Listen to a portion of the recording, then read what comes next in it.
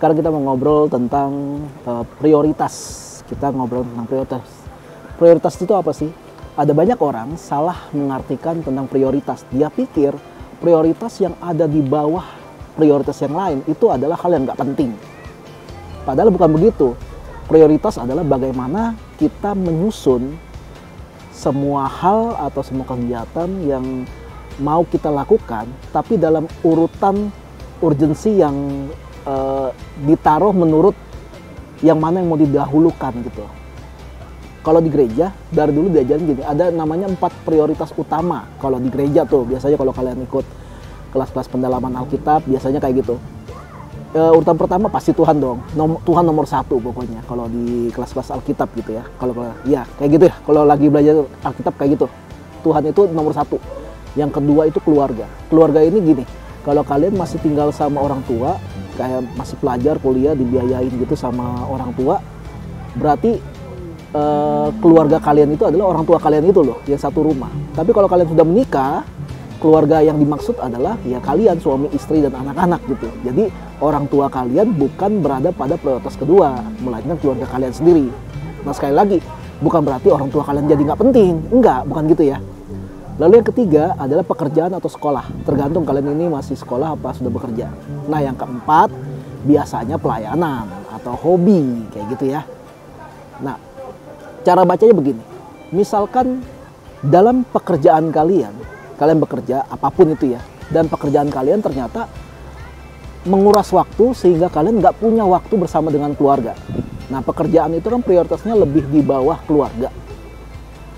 Jadi kalau kalian melihat pekerjaan kalian ada potensi untuk membuat hubungan keluarga kalian jadi berantakan, sebaiknya dipikirkan untuk mencari pekerjaan yang lain yang tidak membahayakan keluarga kalian. Apalagi kalau pekerjaan kalian sampai membuat kalian jauh dari Tuhan. Jadi nggak pernah lagi baca Alkitab, nggak pernah lagi berdoa, nggak pernah lagi bersekutu. Kalian perlu ada pertimbangan untuk mencari pekerjaan yang lain. Gitu. Jadi artinya pekerjaan kalian mengganggu 2 hal ini, keluarga kalian dan Tuhan. Lalu kita ngomongin pelayanan, urutan keempat kan. Kalau pelayanan kalian ternyata membuat pekerjaan kalian jadi telantar gitu.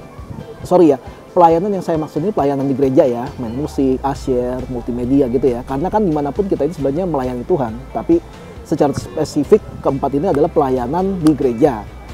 Nah kalau gara-gara pelayanan kalian jadi terlambat ke gereja, terlambat ke kantor atau terlambat sekolah gara-gara alasannya pelayanan gitu ya. Atau karena pelayanan membuat kalian jadi jarang ada di rumah sehingga nggak pernah ada membangun hubungan sama keluarga kalian, mendingan nggak usah pelayanan. Mendingan stop dulu pelayanan atau mungkin difilter dulu kapan aja sih kalian mau pelayanan atau pelayanan yang jenis apa yang mau kalian ambil untuk melayani supaya tidak mengganggu pekerjaan, sekolah ataupun keluarga. Apalagi pelayanan yang sampai membuat kalian jauh dari Tuhan.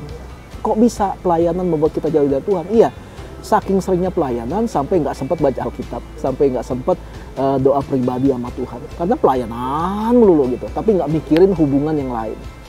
Gitu, pelayanan di gereja yang saya maksud ya. Lalu bagaimana jika keluarga kita, misalkan orang tua kita atau pasangan hidup kita, membuat kita semakin jauh dari Tuhan? Apakah kita tinggalkan mereka? Ya enggak gitu.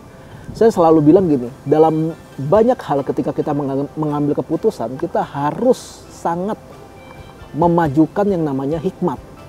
Enggak melulu kayak gini-gini kan kita jauhkan enggak ya. Tapi kalau misalnya dalam satu kondisi, ternyata keluarga kita membuat kita jauh dari Tuhan, kita berdoa sama Tuhan, apa yang harus dilakukan? Misalkan saya nih, istri saya ternyata selalu minta tolong saya melakukan hal-hal selalu bentrok dengan atau selalu membuat saya sampai kehilangan waktu untuk baca Alkitab. Saya akan menasehati istri saya tentunya. Lalu kalau misalnya yang terjadi sama anak yang orang tuanya membuat dia jauh dari Tuhan, nah menjauh dari Tuhan itu bagaimana? Kalau suruh menyangkal iman, ya jelas tolak. Tapi tolaknya begini kan, ada caranya kan. Kan nggak selalu hanya karena orang tua kalian kayak, oh ya jangan ke gereja gitu. Mungkin sampai diancam segala macam, oke nggak apa-apa, kalian nggak ke gereja. Tapi kalian kan tetap masih bisa baca Alkitab gitu kan. Apalagi sekarang Alkitab kan bisa kalian dapatkan di aplikasi-aplikasi handphone, tetap masih bisa baca Alkitab kan. tetap masih bisa doa kan, misalnya menjelang tidur atau bagaimana. Yang penting nggak ketahuan sama orang tua kalian gitu. Yang penting hubungan sama Tuhan itu harus tetap dibangun sambil berdoa bagaimana caranya Tuhan bisa melembutkan hati orang tua kita. Nah, yang banyak terjadi adalah orang terlalu mengentengkan tentang prioritas ini sehingga mereka berpikir begini, oh keluarga itu lebih penting berarti daripada pelayanan. Akhirnya seringkali ada orang-orang yang terlibat pelayanan di gereja, mereka misalkan udah jadwal pelayanan nih, udah latihan misalkan hari Jumat untuk hari Minggu. Nah, Sabtunya diajakin sama keluarga, nginep ya ke puncak. Udah lama nih nggak nginep, tiba-tiba mereka pikir, oh iya keluarga lebih penting daripada pelayanan. Langsung seketika itu di cancel pelayanan karena keluarganya ngajak nginep di puncak. Padahal mereka udah latihan, akhirnya orang gereja jadi kelabakan nyari pengganti. Nah teman-teman, hanya karena keluarga prioritasnya ada di atas pelayanan, bukan berarti pelayanan jadi nggak penting. Harus ada hikmat. Sekarang gini, memangnya kalau nggak ikut nginep di puncak, hidupmu akan hancur atau bagaimana? Kan bisa, aduh nggak bisa, lu telat ngomongnya, gue udah di jadwal pelayanan, minggu depan aja deh gimana, ntar gue coba izin. Jangan langsung main di cancel gitu pelayanan. Kasian loh yang nyari pengganti. Atau kitanya jadi nggak bertanggung jawab. Iya kita cari penggantinya sih, tapi dia nggak latihan. Misalnya kayak gitu. Dan kita harus bertanggung jawab atas semua keputusan yang kita ambil. Sekali lagi, prioritas ini bukan soal urusan yang mana lebih penting, jadi yang lain bisa dikesampingkan. Nggak begitu. Hanya karena pekerjaan lebih penting dari pelayanan, tidak membuat pelayanan jadi nggak penting. Hanya karena keluarga di atas pekerjaan atau sekolah, tidak berarti sekolah dan pekerjaan jadi nggak penting. Dalam hal ini selalu dibutuhkan hikmat, bagaimana kita bisa mengatur waktu kita bisa mengatur hidup kita, supaya semuanya bisa berjalan secara seimbang dan semua bisa terpenuhi. Jadi tidak segampang itu ketika kita meng-cancel ini itu hanya karena mikir, oh karena ya prioritasnya kan di atas ya, jadi ya udah ini nggak penting, udahlah cancel aja lah, pasti ngerti lah, ya nggak gitulah, nggak bisa gitulah. Coba aja gara-gara kalian diajak keluarga ke puncak gitu, nginep gitu, kalian izin nggak ngantor, sedangkan kalau kalian nggak ngantor di pekerjaan kalian, omset perusahaan bisa turun sekian persen misalnya. Ya kalian bisa dipecat gitu. Apakah perusahaan kalian jahat? Enggak. Kalian yang salah mengambil keputusan. Makanya butuh hikmat. Jadi kita harus bisa pintar-pintar mengatur prioritas kita supaya semuanya bisa berjalan dengan baik. Tidak ada yang tidak penting dalam hidup kita.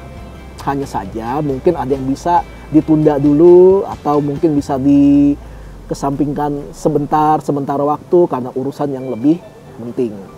Jadi teman-teman, atur waktu, atur kegiatan kita, jangan kebanyakan ngambil komitmen kalau emang nggak bisa dipenuhi.